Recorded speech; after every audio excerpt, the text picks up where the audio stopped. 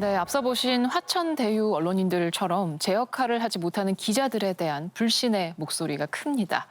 급기야 기자들의 신상에 대해 현상금을 걸고 제보를 받아 그 내용을 공개하겠다는 인터넷 사이트까지 등장했는데요. 명분은 언론 감시를 내걸고 있지만 기자 개인에 대한 무분별한 공격이 선을 넘고 있다는 비판이 커지고 있습니다. 임주현 기자가 취재했습니다.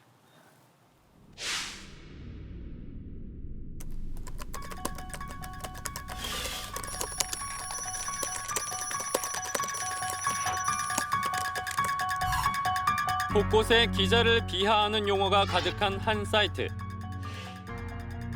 질 떨어지는 기자를 조국 털듯이 털겠다는 공지도 있습니다. 이 사이트는 기자들의 불법 행위를 폭로해 언론을 정화하겠다고 밝히고 있습니다. 그러면 운영진이 강조한 기자의 불법 탈법 사례는 있을까? 총 500만 원의 현상금까지 내걸며 시민 제보를 촉구하고 있지만 정작 폭로된 내용은 없습니다. 반면 운영진이 매달 발표하는 이달의 기레기 글은 꾸준히 게시돼 있고 해당 글에는 기자의 실명과 사진, 이메일 주소 등도 올라 있습니다. 이를 바탕으로 기자 개인에 대한 공격이 계속되자 다수의 기자들이 운영진을 경찰에 고소했습니다. 기사의 어떤 논리적인 문제, 팩트가 아닌 것, 사실인 이런 것들이 아니라 그 사람, 그 기자에 대한 어떤 공격, 또 더 나쁘게 말하면 인신공격성 그런 방법이고요. 좀 다른 방법이 있음에도 불구하고 그렇게 그 쓰레기라고 그런 사이트에 올려가지고 그 사람에 대해서 아니 낙인을 찍어버리는, 그래서 그 방법이 아주 잘못되지 않았나 이런 생각입니다.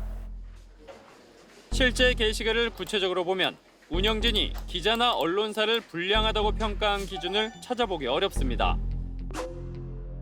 이른바 기레기 박제 서비스를 표방하는 또 다른 사이트의 순위를 참고한다고 하지만 그곳 역시 참여자들의 인상 비평이 근거입니다.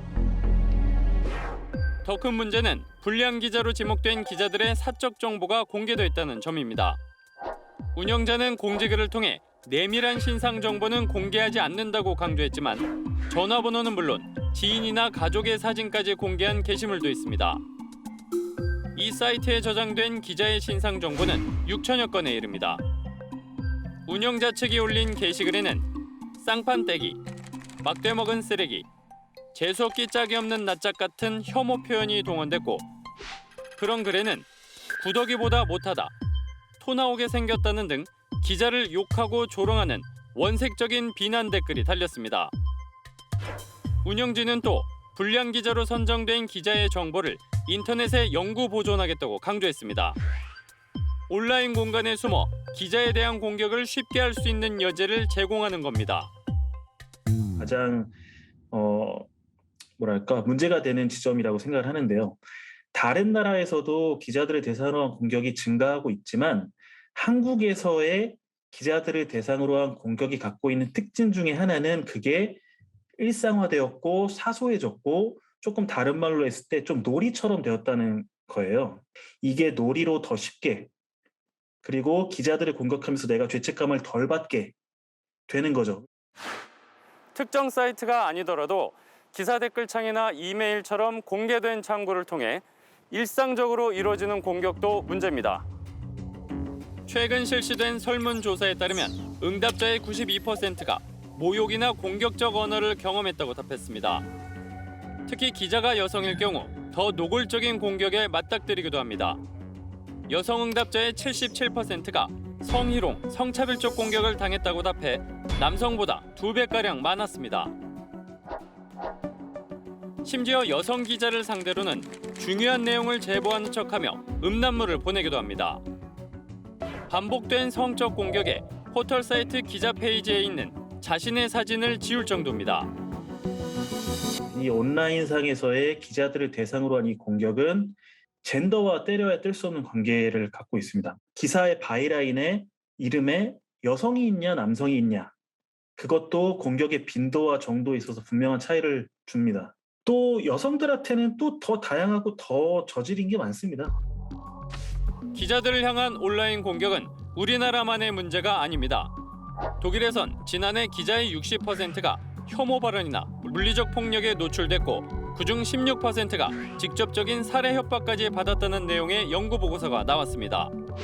영국 정부는 언론인 피해가 늘자 언론인 안전을 위한 국가 행동 계획을 발표했는데 무분별한 공격이 언론인의 자기 검열을 강화해 취재 활동을 위축시키고 민주주의 약화로 이어질 수 있다고 평가했습니다.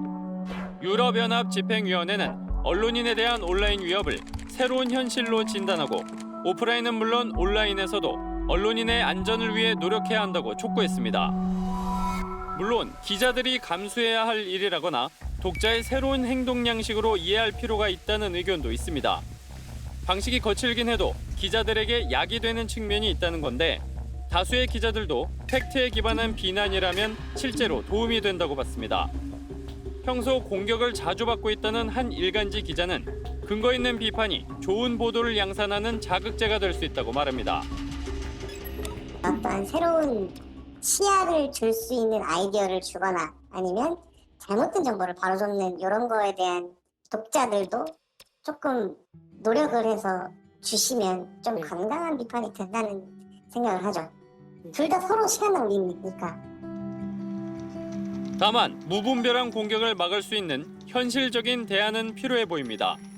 이른바 기레기 담론이 이성적 비평보다는 감정적 반응의 결과이고 잘하는 기자가 있음에도 언론 전체를 싸잡아 비난받게 만드는 부작용이 있기 때문입니다. 언론 감시 개혁 활동을 하고 있는 언론개혁시민연대도 합리적 비판이 아닌 방식은 경계해야 한다고 강조합니다. 대체로 뉴스를 불신하는 집단들이 다른 응답자들에 비해서 다른 집단에 비해서 표현의 자유를 덜 지지하고 정부의 검열을 더 선호하는 결과들, 이제 연구 결과들 이런 것들도 나오고 있거든요.